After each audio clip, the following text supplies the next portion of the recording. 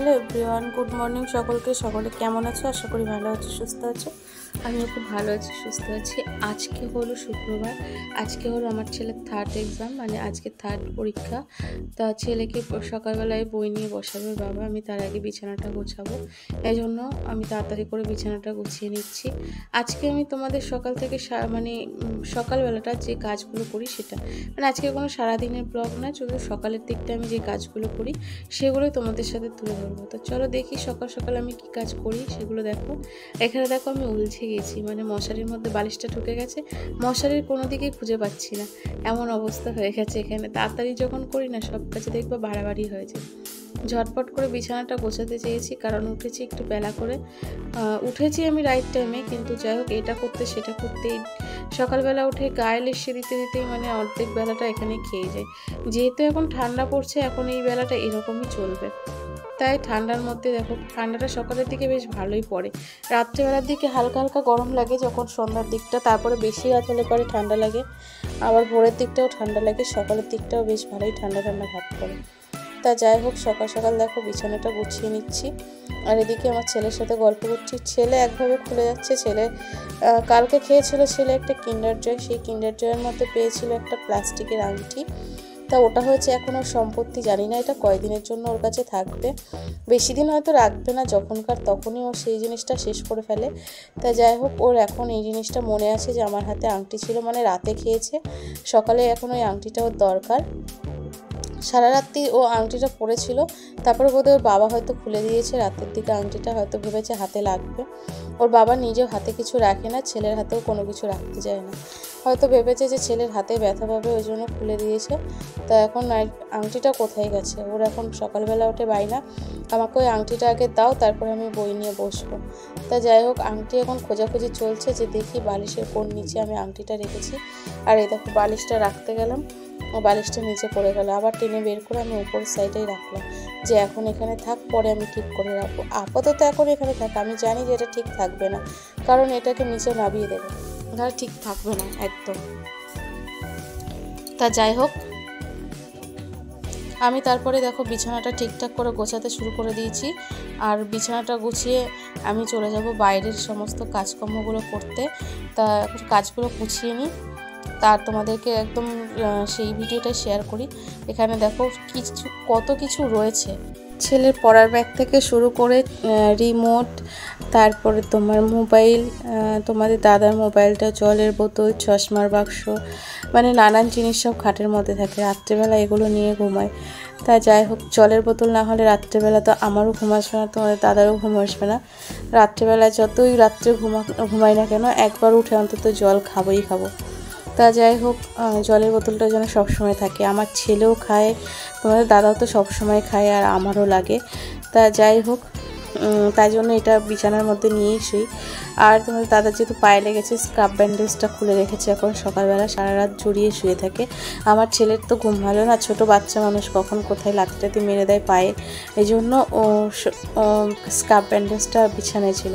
আর এই যে বিছানা ঝাড়তে ঝাড়তে দেখো আমার ছেলের সম্পত্তিটা আমি পেয়ে গেছি। এবার আমি বলছি এটা তো হাতেই ঢুকছে না, এই হাতে পড়বো। বলছে না, আমি ওই হাতে পড়বো না, আমি এই হাতেই পড়বো। কিন্তু আমি জোর করে ঢোকাতে পারছি না, যদি হাতে লাগে।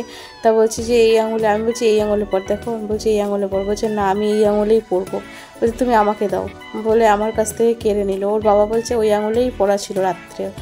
তা আমি বলছি যদি হাতে লাগে, তাও আবার দেখো ওর হচ্ছে না, আমি পড়াতে পারছি না দেখে ও নিজেই নিয়ে নিল, নিয়ে পড়িয়ে নিল, দিয়ে বলছে দেখো হয়েছে। তারপরে আমি বললাম যে হ্যাঁ হয়েছে। তারপরে হাতে একটু চুমু খালাম, ওকে আদর করলাম, দিয়ে তারপরে বাকি কাজটুকু করতে শুরু করলাম। ও সকালবেলা ঘুম থেকে উঠলে ওর একটু মায়ের আদর চায়, ওর যখনই পড়তে পড়তে আবার একটু মায়ের আদর চায়, মানে পাকে পাকে আসবে আর কাজ করবে। তারপরে দেখো আমি চলে গেছিলাম ঘর ঝাড় দিতে, ঘরটা ঝাড় দিয়ে আমি বাইরের দিকে বারান্দাটা পুরো পরিষ্কার করে ঝাড় দিয়ে নেবো দেখো। আর এখানে কিছুই না, শুধু টুকটাক কিছু জিনিস রাখা আছে, যেহেতু আমার ছোট্ট পানা ঘর, তো তাই এক ঘরের মধ্যে গ্যাদারিং একখানে জাম হয়ে যায়, যার জন্য আমার খুব অসুবিধা হয়ে যায়। এইগুলোই তাই টুকটাক করে সরিয়ে টরিয়ে নিয়ে তারপরে আমি এখানে আর কি ঝাড়ঝুড় দিচ্ছি। এই কড়াইটা আমার কালকেই যেহেতু মাজা কড়াই, ওর ওপরে আমি শুধু আলু ভেজেছি, তাও একবার মাজতে হবে আজকে, যেহেতু আমার কড়াইটা ঢাকতে মনে নেই, তাই জন্য আবার মেজে নিতে হবে। বারান্দার ওই সাইডটা ঝাড় দিয়ে ঘরের মধ্যেটা ঝাড় দিতে আসলাম। ঘরটা সকালবেলা তোমাদের দাদা ঝাড় দিয়ে তারপরে ছেলেকে মানে স্কুলে নিয়ে যায়, এর জন্য আমাকে ঘরটা সকালবেলা আগে ওই ঝাড় দিয়ে দেয়। তা ওর একটা অভ্যেস হয়ে গেছে। আজকে ছেলে 10টায় স্কুলে যাবে, কিন্তু তাও ও ঘুম থেকে উঠে ঘরটা ঝাড় দিয়ে গেটটা খোলে। আর এখন 2 দিন ধরে দেখছি রাস্তায় জল দিয়ে দিচ্ছে। তাই যাই হোক, বাইরেরও কিছু কাজটা আমার করে দেয়। আজকে আমি তারপরে বিছানা ছাড়লাম, যেহেতু ধুলো পড়লো ওই জন্য আমি আরও একবার ঘরটা ভালো করে ঝাড় দিয়ে নিলাম। আর দেখো আমার বলতে হবে না, এমনিতেই কত ধুলো বেরিয়েছে, অনেকটাই ধুলো বেরিয়েছে। তা যাই হোক, আমি ঘরটা পরিষ্কার করে ঝাড় দিয়ে নিয়ে এবার উঠোন ঝাড় দিতে চলে যাব। আর উঠোনের সামনেটা না প্রচুর পরিমাণে ঘাস হয়েছিল, যে অনেক ঘাস হয়েছিল, যে ঘাসগুলো আমি যে পরিষ্কার করি এটা আমার দিদাকে আমি কিছুতেই আর কি বিশ্বাস করাতে পারছিলাম না যে আমি এটা পরিষ্কার করে রাখি। তো আমার দিদা যখন কালকে ঢুকে দেখেছে এটা অপরিষ্কার হয়ে রয়েছে, তা উনি জামা কাপড় না ছেড়েই ওই ব্যাগটা কোনো রকম রেখেই ওই ঘাসগুলো পরিষ্কার করতে শুরু করে দিয়েছে। তা উনি সব ঘাসটা পরিষ্কার করে আমার বাড়ির সামনেটা এত সুন্দর করে দিয়ে গেছে যেটা চোখে পড়ার মতো। আর আমি তো এগুলো করতেই পারতাম না, কারণ আমার প্রথমত টাইম হয় না, আর দ্বিতীয়ত হচ্ছে আমি এগুলো মানে মাথাতেই আসেনি যে এগুলো মাথাতে অনেকবার এসেছে, কিন্তু আমি ভয় পেয়েছিলাম কারণ ওর মধ্যে সাপ ঢুকেছিল আর এটাই আমার ভয় ছিল, তাই এর জন্য আমি পরিষ্কার করিনি। দেখো ইটগুলো দিয়ে ফুলের টবগুলো কি সুন্দর ওপরে দিয়ে দিয়েছে, আর যে জায়গাটা দেখতে অসাম লাগছে, একদম সুন্দর হয়ে গেছে। তা আমিও 2টো গাছ ছিল এদিকে, একটা অ্যালোভেরা আর একটা এরকম পাথরকুচি আমরা বলি, জানি না তোমরা কী গাছ বলো, তো সেই গাছটা এই পাশে ছিল। তা আমি ওর গাছটা ওপরে তুলে দিলাম।